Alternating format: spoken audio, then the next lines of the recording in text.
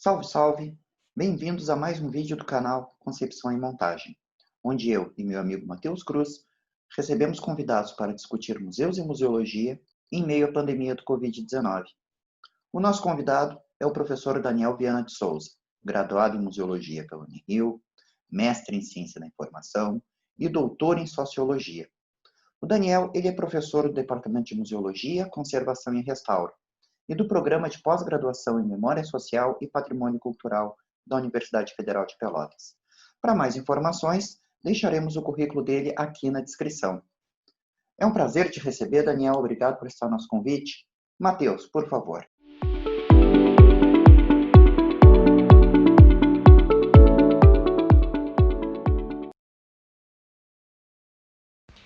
O canal Concepção em Montagem espera que todos estejam bem, realizando todas as recomendações da Organização Mundial de Saúde para frearmos o contágio do novo coronavírus. Lave sempre que possível suas mãos, mantenham-se isolados, evitando sair de casa desnecessariamente e fazendo uso de máscara da maneira correta quando precisar se deslocar. Agora, se você exerce uma atividade considerada essencial para o bom funcionamento da sociedade e não pode estar em quarentena, conte com o nosso agradecimento pelo seu trabalho e coragem, mas cuide-se. Você é muito importante e cada vida conta. O nosso convidado de hoje é o Daniel. Quero te agradecer pela boa vontade. Enfim, a gente precisa revelar a relação que nós três temos, afinal de contas, o Daniel foi meu orientador de TCC e foi banca no mestrado do Éder, então a gente tem uma história antiga de trabalho, enfim. E Daniel, minha primeira pergunta para ti, pensando naquelas aulas de Sociologia da Ciência e pensando no teu doutorado e tudo mais, existe de verdade alguma culpa nossa no fato da ciência sofrer esse descrédito absurdo agora? Tu acha que existe, enfim, no teu ponto de vista, até que ponto há uma culpa a partir de quem está sendo descreditado hoje? Antes de responder, Matheus, quero agradecer também, agradecer você, o Éder, pelo convite. Realmente a nossa relação é de longa data, né? E sempre é um prazer a gente estar junto fazendo qualquer coisa que seja. Bom, sim, a gente tem uma grande parcela de culpa nisso. Se não fôssemos nós, né, cientistas, aqueles que de alguma maneira trabalham, né, e transitam pelo meio acadêmico, se não fôssemos, né, nós, os responsáveis, por fazer a sociedade entender, compreender, se aproximar, né, se sentir representado, se sentir provocado e seduzido mesmo, né, pelo que vem da ciência, pelo que vem daquilo que nós fazemos, quem seriam então os responsáveis? Então, sim, somos nós. Eu não sei nem se teriam outros responsáveis. Fico imaginando aqui se a gente poderia apontar o dedo para algum outro elemento dentro da sociedade que seria, teria de alguma maneira uma pequena parcela de culpa, né, ou também uma parcela de responsabilidade sobre isso. Eu não vejo. A gente poderia pensar, por exemplo, pessoas da imprensa, a imprensa, a mídia, que de alguma forma também tem uma atividade na linha da divulgação da ciência. Mas veja, a mídia ela não produz conhecimento, tá? A imprensa ela não produz conhecimento. Quem produz somos nós. Nós produzimos o conhecimento, né? E aquilo que vai para a mídia, aquilo que de alguma forma sai, né, através dos canais midiáticos, é aquilo que nós produzimos. Tá? Então, se nós não produzirmos no sentido de nos fazermos, né, compreensíveis, né, de nos fazermos seduzíveis, digamos assim, de nos fazermos, enfim, serem ouvidos, então não há outra figura, outra parcela da sociedade a ser responsabilizada, senão nós mesmos. Daniel, eu vi esses dias uma charge, dentre tantas que estão pela internet por aí. Eu vou até compartilhar aqui para que vocês vejam. Estão conseguindo ver aí, né? Uhum, sim. O menino falando lá que o sinal do Wi-Fi ele não consegue escutar na sua localidade. O que acontece? Os museus, a gente tem falado aqui junto com outros colegas nossos, que até o Matheus cita bastante um artigo que ele leu, em que os museus estão engatinhando, estão entrando na internet hoje como se ainda estivesse na década de 90. Mas mesmo que entrássemos com todo o vapor, com toda a expertise, saber usar essas ferramentas, né, para alcançar o público, tem público que não vai ser alcançado. Mas hoje, nesse cenário, mesmo o museu migrando, conseguindo ocupar espaço na internet, o público massivo não vai conseguir ter acesso. Assim como hoje não está conseguindo ter acesso à educação à distância, assim como algumas universidades cancelaram o calendário acadêmico.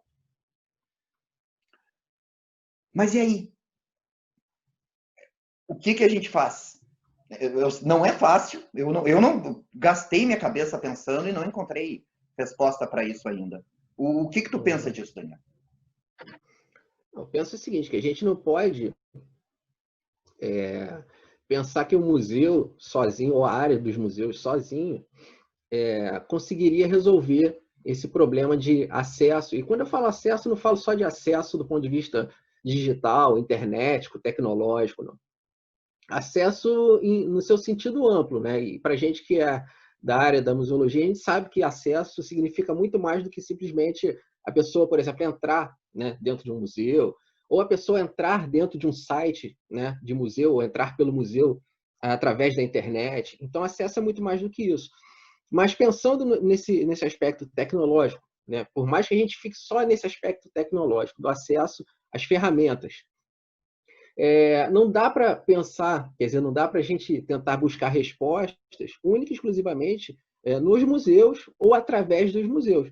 Isso depende de uma política, né, de acesso, né, à informação de maneira geral, né, que é uma política que é muito mais abrangente, que é muito mais sistêmica, digamos assim, e inclui muitas outras áreas, né, importantes para serem resolvidas e que a gente vem caminhando de forma muito lenta desde o final da década de 90, mais ou menos, mas principalmente a partir dos primeiros anos da década de 2000, né, com aquela questão da política de acesso à informação, enfim.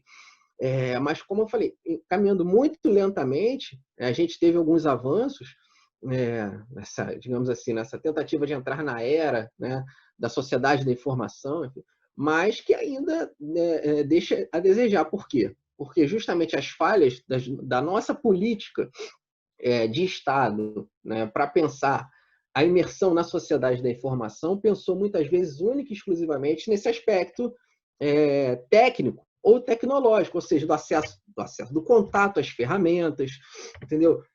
De você, de alguma maneira, cabear internet em algumas cidades, algumas localidades, algumas instituições, tá? Mas esqueceu que, né, antes disso, teria que ser feito, né, todo um processo, todo um trabalho, né, de inclusão, né, que é um trabalho de inclusão educativo, social, etc., etc., né, que compõe, digamos assim, essa possibilidade de acesso, né, a uma sociedade efetivamente de informação e de comunicação, entende? Então, quando você tem esse problema nos museus, os museus aí, na realidade, eles se configuram como pontas, né, de um problema, né, que tem uma raiz que é muito mais profunda. Então, não dá para procurar a solução na área da museologia, entendeu? Eu acho que quando a gente pensa isso, reflete sobre isso, a gente tem que ir lá atrás, né, e ver que o museu, para começar, ele está imerso, né, numa rede, né, numa teia, né, e essa teia ela se ramifica para muitas e muitas direções dentro da sociedade. E aí a gente vai começar a ver, né, dentro dessas ramificações, onde é que está, né, deficitário, onde é que é preciso olhar com mais cuidado, onde é que é preciso, né, resolver alguns problemas para que a gente efetivamente chegue, né, à possibilidade de termos uma sociedade que, pelo menos em sua maioria, não digo todos, mas em sua maioria, consiga desfrutar, digamos assim, de um acesso, né, ou de um contato que seja, né, pelo menos pela internet. Entendeu? E é claro, essa mesma discussão ela pode se espraiar para a área da educação de maneira geral, né? Como a gente está vendo agora, né? Como você bem mencionou também, né? Nessa questão das universidades, das escolas, das universidades, que estão tendo que, de alguma forma, dar conta, né? Da atividade de ensino, né? E se busca e se pensa exclusivamente, quer dizer, eu não sei também até que ponto a gente conseguiria agora, né, de maneira emergencial dar conta de forma diferente, mas se pensa na educação à distância, né, ou remota, através das ferramentas tecnológicas. Mas, enfim, né, até que ponto a gente consegue efetivamente alcançar um público, né, que justifique, digamos assim, esses esforços emergenciais que se baseiam, né, nessas ferramentas digitais. Então, acho que o problema é muito mais amplo do que, né, a escola, a universidade ou o museu, nesse caso. Eu li um artigo de um pesquisador húngaro, né, foi publicado esses tempos, em que ele fazia aquele comparativo do 11 de setembro, do ataque às terroristas às Torres Gêmeas, e agora essa relação com a pandemia, em que ele frisa que o 11 de setembro aconteceu numa terça e no sábado os museus já reabriram, porque os museus funcionando davam um ar de normalidade para a sociedade atingida, né, por esse ataque. E ele compara que os museus deveriam reabrir, né, e ele elenca algumas medidas que ele julga importantes para garantir a segurança das pessoas nesse período. Porque ele diz que, além de uma crise sanitária, a gente está numa crise também do sentido psicológico. As pessoas estão carentes, estão abaladas, né? E o museu poderia suprir isso. Os museus, eles podem traduzir esse alento, eles podem suprir essa necessidade, desse anseio, dessa carência emocional que as pessoas estão sentindo? Para começar, é importante a gente refletir a respeito do seguinte. Quando ele fala em reabrir ou abrir os museus, né, a gente tem que entender, como você falou, de qual contexto ele está falando, né? A partir de qual contexto, qual é o lugar, né, da fala dele. Porque eu vejo o seguinte, reabrir os museus significa o quê? Significa que os museus estão fechados, né, e precisam, né, abrir novamente. Mas veja, esse abrir significa abrir as portas, tá? Ou dar acesso? Porque a gente tem que pensar o seguinte, estivemos sempre de portas abertas. Tá? Esse estar de portas abertas significa dar acesso? Entendeu? Então não é rodar em volta do mesmo local. Né? Porque o fato de museus estarem com portas fechadas não significa dizer que eles, né, não automaticamente não estariam dando acesso. Porque um museu de porta fechada pode muito bem, né, continuar sendo acessível, caso ele já seja acessível, através de outras formas de comunicação, outros meios, outras ferramentas e tal, inclusive a internet. Só que é a questão do lugar da onde ele está falando. O nosso lugar, né, quando a gente pensar em falar de reabrir museu, eu acho que a gente tem que pensar, para começar, né, se nós estávamos abertos antes. Se nós, em algum momento, chegamos a estar abertos, no sentido de estar acessíveis. Entende? Porque você chegar ali, né, e abrir a porta do museu, abrir a chave e abrir a porta do museu, não significa dizer que a gente vai dar acesso às pessoas. Que a gente vai estar cumprindo, por exemplo, esse papel, que é parte do papel social dos museus, né, de dar algum tipo de alento psicológico, etc. Alguma esperança, assim, no sentido da vida, no sentido da superação dos problemas e tal. Não significa dizer que a gente está fazendo isso. Pelo contrário, muitas vezes vai significar dizer, quer dizer, vai representar na prática que a gente vai estar colocando uma série de outras pessoas em risco físico. Tá? Porque a gente vai estar abrindo as portas para as pessoas entrarem, muitas vezes se aglomerarem, e, enfim, só o fato de estar indo na rua para ir lá dentro do museu, de alguma forma já vai estar se expondo, né, à contaminação. Então, no nosso, né, local, quer dizer, na nossa posição de fala, no nosso contexto, a reabrir as portas do museu não significa grande coisa nesse sentido, não significa dar acesso, não significa responder a essa responsabilidade social que nós temos, inclusive do ponto de vista psicológico também. Então, não é isso. Voltando, a gente volta àquela discussão anterior. A gente precisa repensar onde é que estão as falhas anteriores, né, para se chegar a efetivamente termos possibilidade de estarmos abertos, né, abertos, seja do ponto de vista concreto, físico, ou abertos, né, do ponto de vista, e é esse que é mais importante, do ponto de vista da semântica, enfim, do acesso. Agora, só completando, eu acho que sim, é algo que a gente não pode, de maneira nenhuma, né, pensar que a gente não tenha que dar algum tipo de resposta a esse contexto no qual nós vivemos, atual. Eu digo assim, essa coisa específica da pandemia, né, do isolamento, de como as pessoas estão se sentindo, etc, etc. Sim, a gente tem que tentar, de alguma forma, né, pelos caminhos, digamos assim, teóricos que a museologia nos traz, nos dá, nos oferece, de tentar dar algum tipo de resposta. Tá? Não dá para simplesmente lavar as mãos, né, e adotar uma postura de omissão e dizer, não posso fazer nada, não tenho o que fazer. Isso, por exemplo, essa iniciativa de vocês mesmo, né, é uma resposta, quer dizer, é uma ação, né, nesse sentido. Né? A gente, dentro da universidade, a gente também tem inúmeras possibilidades de dar essa resposta. Tá? Seja através de projetos, seja através de outros tipos de iniciativa, e a gente tem que dar, e a gente está dando. Aliás, é importante que se fale isso, a gente está dando. Acho que, diferente do que muitos falam, inclusive dentro da própria universidade, ninguém está parado. Muito pelo contrário. Muito pelo contrário. Né? E, agora, é aquela questão. Ninguém está parado, mas estamos nos fazendo, né, ouvir, ou seja, estamos realmente chegando, né, nos locais onde pretendemos chegar, aí o problema é nosso. Aí é uma questão que nós temos que pensar, tá, para resolver. Mas que há um movimento, quer dizer, que há movimentos nessa direção, isso sem dúvida nenhuma. Eu lembro que quando eu estava terminando a graduação, eu tive a oportunidade de participar de um projeto de educação ambiental lá, que vários cursos da UFPEL trabalhavam junto, ali do impacto ambiental da duplicação da BR-392. Tinha um pessoal lá da biologia, o pessoal levou diversos animais taxidermizados e alguns espécimes vivos. Dentre eles, a cobra-cipó.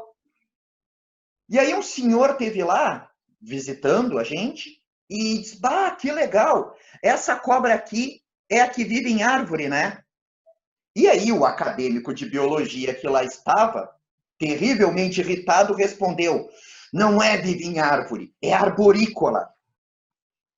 Aquele senhor é uma pessoa que nunca mais, provavelmente, vai chegar em qualquer lugar relacionado à ciência, seja museu, seja uma exposição itinerante, seja o que for, porque ele se sentiu maltratado. Ele foi hostilizado ali, porque qual a diferença em falar vive em árvore e arborícola? No sentido que realmente importa de compreensão. Aí eu volto ao ponto inicial, né, da nossa conversa. É aquela questão. Afinal de contas, então, de quem é a responsabilidade sobre esse academicismo? Tá? Porque isso se trata disso, academicismo. Ou seja, a gente, né, cobra daquele que não é o acadêmico, daquele não acadêmico, ou seja, da sociedade, né, ou de 99%, estou exagerando, mas de 90% da sociedade, aquilo que na realidade é uma linguagem técnica própria, né, um conhecimento que é próprio. O cara saber, né, que não se trata, né, de um... Como é que é o nome técnico aí? De um arborícola? Como é que é? É arborícola. Arborícola. Então, o cara não saber que se trata de um arborícola, né? Mas sabe que é alguma coisa que está na árvore, ou que dá... Ora, né? Efetivamente, na prática da vida daquele cidadão, qual é a diferença? Nenhuma, né? Nenhuma. Então é isso, e outra coisa, esse academicismo também, ele representa um tipo de pensamento, que é aquela questão, a gente nunca fica no ponto específico, né? A gente tem que entender, né, da onde nasce o discurso, ou seja, né, a gente tem que entender toda a teia de enunciados que compõem um determinado discurso. isso exemplifica, isso representa, na realidade, todo né, um ranço,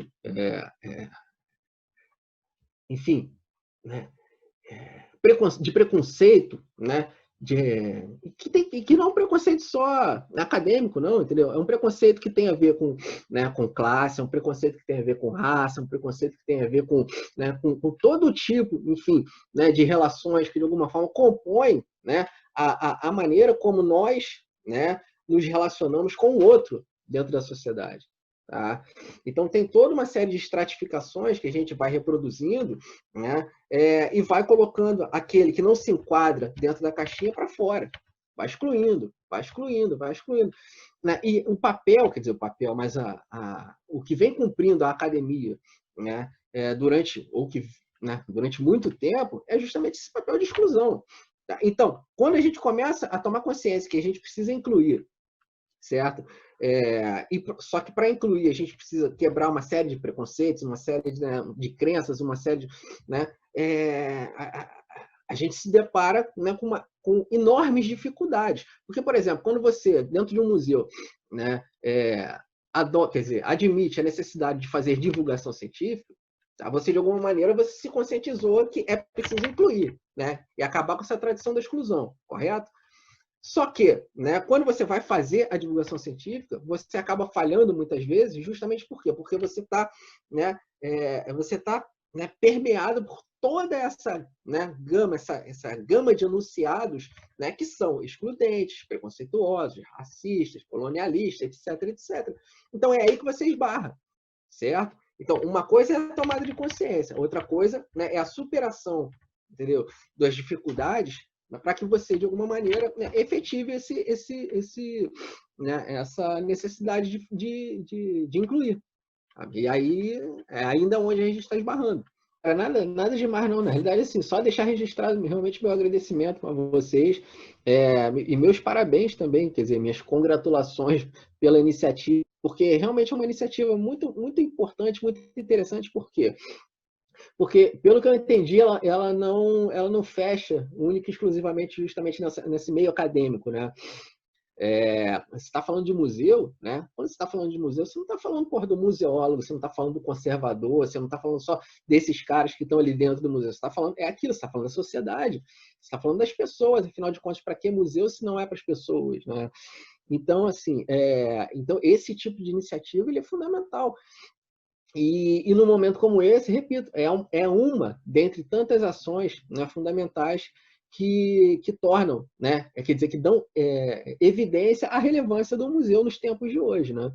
Então, parabéns a vocês, cara.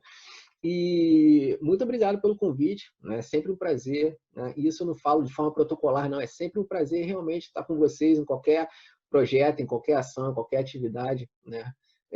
E que possamos estar em vários outros ainda, né?